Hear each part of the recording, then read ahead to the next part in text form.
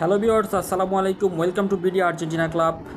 বিশ্বকাপের দ্বিতীয় প্রস্তুতি ম্যাচটি ভালোভাবেই জিতে নিল লিওনেল মেসির আর্জেন্টিনা। এই ম্যাচে 30 মিনিট লিওনেল মেসি খেলেছেন এবং করেছেন পেনাল্টি থেকে গোল।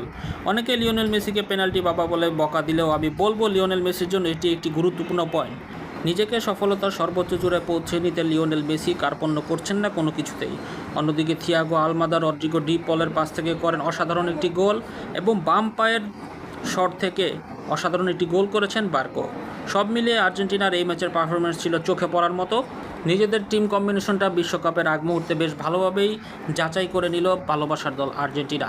2018 সালে আইসল্যান্ডের বিপক্ষে ম্যাচে বেশ কষ্ট করতে হয়েছিল আর্জেন্টিনাকে। স্বাভাবিকভাবে লম্বাচূড়া এবং সুঠাম দেহের আইসল্যান্ডের প্লেয়ারদের সাথে পেরে উঠছিল না আর্জেন্টিনা বাহিনী। কিন্তু এবার প্রেক্ষাপট ছিল সম্পূর্ণ ভিন্ন।